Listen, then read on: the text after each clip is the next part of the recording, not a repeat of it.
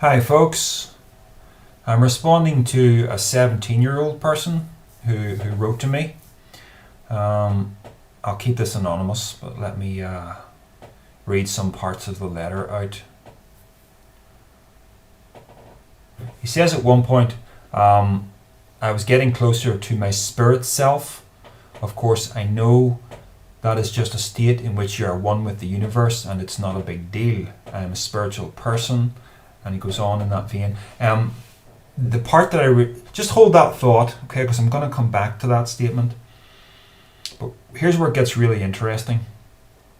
Right now, I am at such a stage in my life that I really don't see any sense in anything. Nothing really matters. You live, you eat, you sleep, you have children, and you die.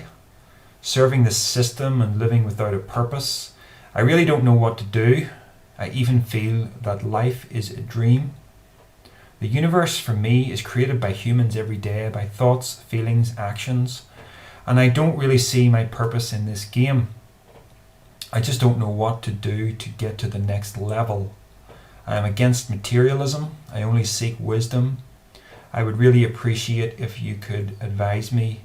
What should I do about my life?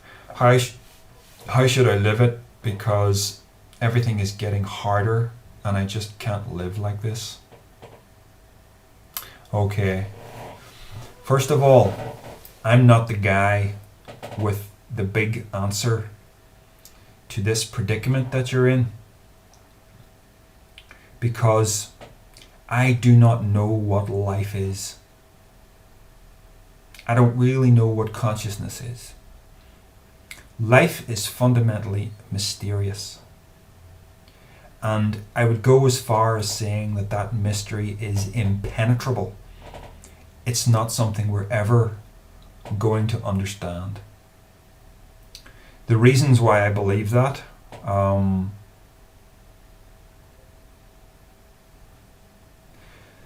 they're kind of complicated. I go into it in the book, in the book I Universe, but it really boils down to that thing that scientists call the hard problem.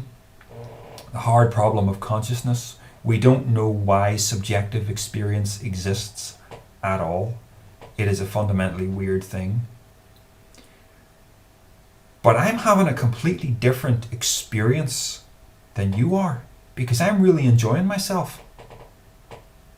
So that means I got to ask myself, well, why? Why are you not feeling the same way as I am? And there's a number of warning signs as to why that is. The first one was in that statement where you said, I was getting closer to my spirit self. There is no spirit self. That's just a bogus idea that spiritual teachers tell you about. Now you followed on to say, of course I know that this is just a state in which you are one with the universe. Actually, the state in which you are one with the universe is the state that you're in. It's not separate.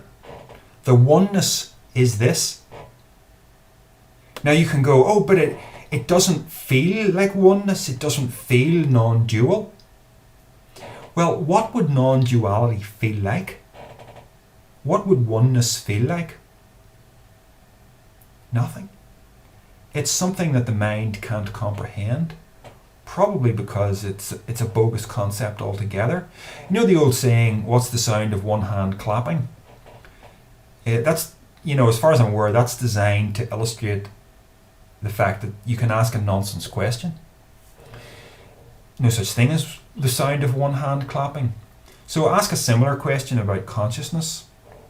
What is consciousness without duality? What is consciousness that is oneness without subject or object, without observer and observed? Think about that for a minute. It's nothing at all. It doesn't make any sense. To be conscious only of oneself is the same thing as being comatose. A colourful way to say it, if you want to think about it in monotheistic terms, like a Christian would, if there's God and there is no universe, what is God aware of? nothing, because there's nothing for him to be aware of. Therefore, he is unaware, unconscious, comatose. Consciousness itself requires subject and object. I am only conscious because I am conscious of something. So there isn't another plane of existence to get to. This is it. This is the non-dual experience right now. What you perceive as duality is just an appearance. You know, there is reality defined as that which exists beneath appearances, what is really true. And then there are the appearances. For instance, to give a simple example of that, you know that the earth is round. But even though you know that, you experience it as flat. So if you didn't know the earth was round, if nobody told you in school or whatever, you would believe it's flat because that's your experience of it. You know, you stand somewhere on an open plain and the earth just goes on and it appears to be flat. You stand at the seaside, it looks like it's flat. So you believe that. Then you learn it's not flat, it's a sphere. So do you then experience it as a sphere? No, you still experience it as flat. But you're able to process the fact that, okay, I see it as flat, but I know it's a sphere. Now apply that to this same understanding. We know that reality is non-dual, but we experience it as dual. The one does not contradict the other. Just like when you're standing on this seemingly flat earth, you don't jump up and down in frustration thinking, I've got to experience it as round. No. You see what I'm getting at? This is the non-duality right here. You don't have to reach it. It's right here. You've never experienced anything other than non-duality. That's why I hate those spiritual teachers who are always going on about enlightenment, about reaching some higher plane. It's right here in front of your nose. It never left. It can't be anything other than non-dual. Really think about that, because that blows my mind, okay? Because I'm seeing through a whole lot of crap that's touted as spirituality out there. Eckhart Tolle and his enlightenment and all that nonsense. You know, you watch these guys sitting there, like it's here, like they're on some other flipping plane of existence. It's all a con. It is. Non-duality exists right here in the dirt and grime of everyday existence, with all of its flaws, with all of its psychological garbage and everything else. This is the non-dual experience. And then, you know, when you really grasp this, it's a kind of a liberating, I get it. There's nowhere to get to. Everything was working perfectly all along. The ego is not dysfunctional. Eckhart Tolle would tell you that it is. It's not. And I've said this before, what does a dog have to do to be enlightened? Nothing. It instinctually knows how to be a dog. Cat is the same. Any animal's the same. And you're just an animal. What do you have to do to be enlightened? Nothing. You're enlightened. You're being a human being. All of the harm is done by people touting that they know more than they know. Now, you know there's a whole industry of spirituality out there. And unless you look very carefully at what I'm doing, you can actually feel that I'm just another one of these peddlers. But no, I'm not. If anything, I'm trying to tear down these things. Human beings are unique among the animals in that they are the only animal that is confused. And we're confused because of the neocortical brain built on top of the limbic brain. Whereas most of the animals are mostly going on with the limbic side, which is just instinct. And a little bit of intelligence too. But you know, we've got this intelligence thing in heaps and spades. So This provides a massive tangled web of stuff that we got to weave through. So we're born, and we could be born anywhere. You could be born in Utah, where they're forcing the Book of Mormon down your throat. You could be born here in Northern Ireland, where it's you're either a Protestant or a Catholic. Or you could be born in Iraq, where Islam is shoved down your throat. Or Israel, where Judaism is shoved down your throat. And the list goes on. Or you could be born into a very rational, atheistic family where science becomes the replacement for the church. And you pursue science exclusively without any thought to any sort of wider philosophical thinking. That can be a problem too, you know. So there's all sorts of traps to fall into. And one of the things that I'm very glad about with the book I wrote, Universe, is that it begins with the realization that you have to unlearn all the stuff that they told you was true but didn't qualify. And it's real hard to find it all. For instance, you say, you know, getting closer to my spirit self, and down below you say, I'm against materialism. Well, it sounds like you've bought into matter-spirit dualism. That's another bogus concept. There's no separation between matter and spirit. There are no two realms. This is the non-dual experience right here in the material world.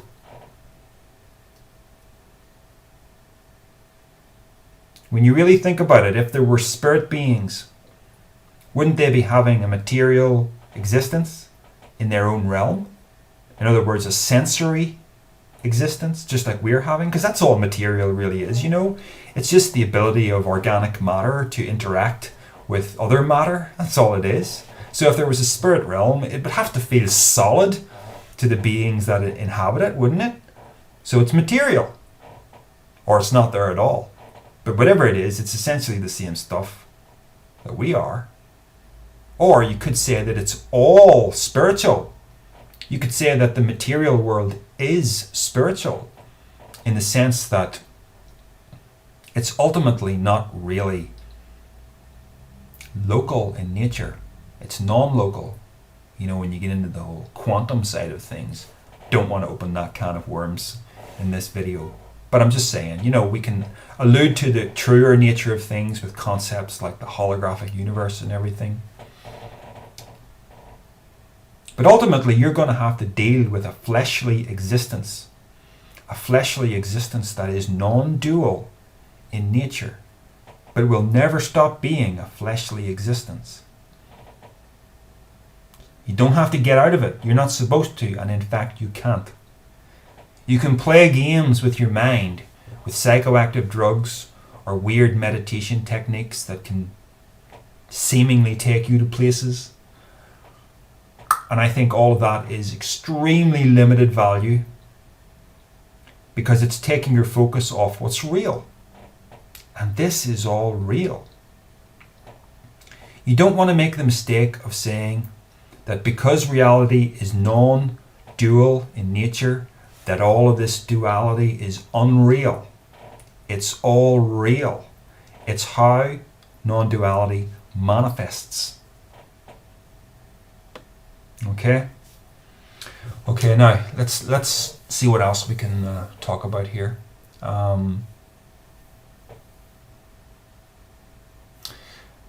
You don't see any sense in anything. Nothing really matters. You live, you eat, you sleep, you have children, and you die. Okay, that's what every creature is doing. So, I don't see the problem with that. I mean, I get the sense that you want there to be some kind of big, grand purpose that you're all a part of. But the predicament that all life is in is that it ends. And it sounds very much that you're still identifying this in here as the self. You know, your individual consciousness has to do something with this life, has to get somewhere, has to reach a higher plane. That's a big fake. There's just the universe experiencing itself. Now, face the predicament that the universe is in. Came from a big bang, is heading for its own destruction, ultimately. Doesn't matter that it's billions of years away, it's inevitable. I don't think anybody seriously thinks these days that the universe is eternal in nature and will never end. No, I'm certainly not a cosmologist, but the consensus view seems to be that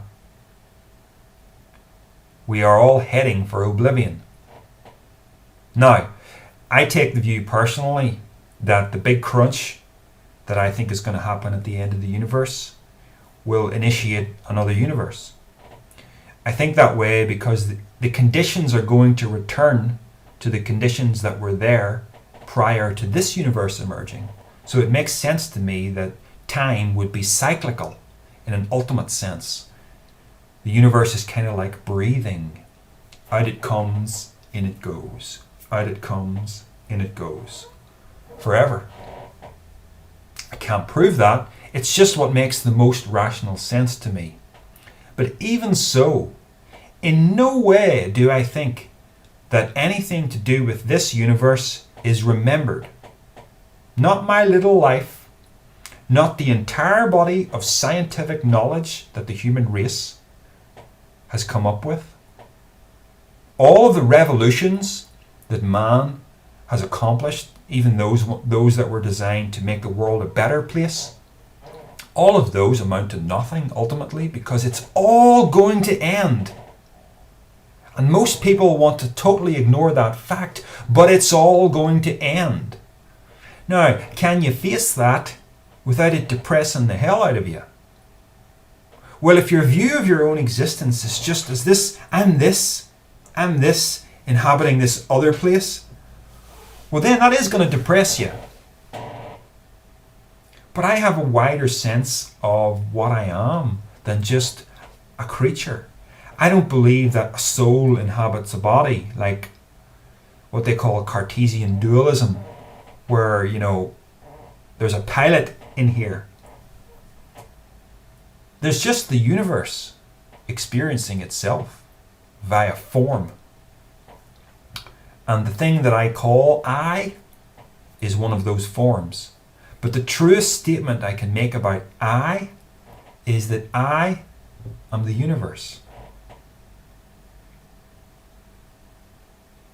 That starts to make more sense once you decide that to lose your fierce attachment to your personality and your memories and all the things that make up the creature. When you decide to hold this a little more lightly, because why hold it tightly when you can't ultimately hold on to it? This body is going to die.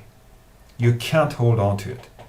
You can indulge in fantasies about a soul that takes your personality with it, despite what we know about the brain, right?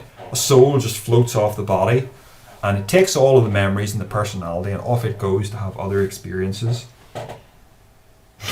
In defiance of the fact that, the universe is going to end. Oh, never mind the universe. I'm going to heaven.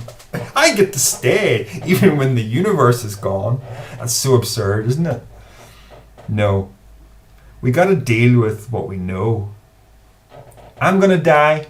Humanity's going to die. The universe is going to die. And I'm laughing about it.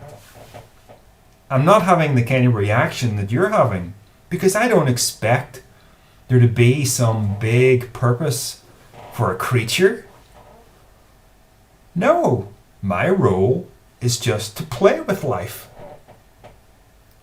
It's not serious. Don't you see? All of your problems are coming from the fact that you're taking it so darn seriously. But if it's destined for oblivion, it can't be serious. That's the only thing that makes sense. Life cannot be serious.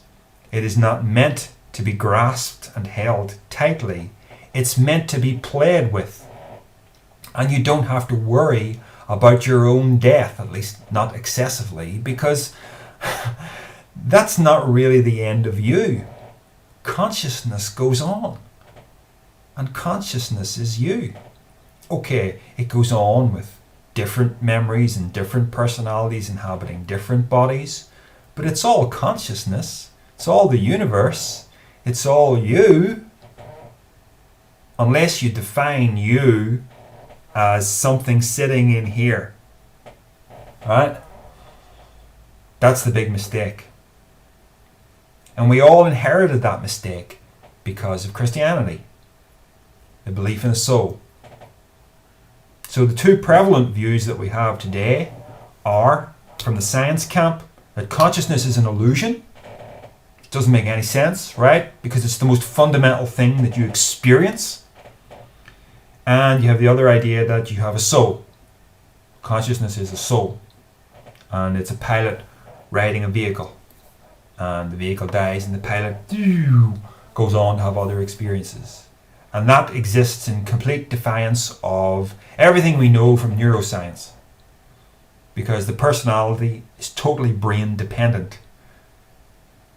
They tend to argue with you that brain states correlate to consciousness. No, there's more to it than that. When you damage the brain, you damage who you are. You damage your very identity. So it's not that your identity exists as separate from the brain. You just can't separate the two. Doesn't work.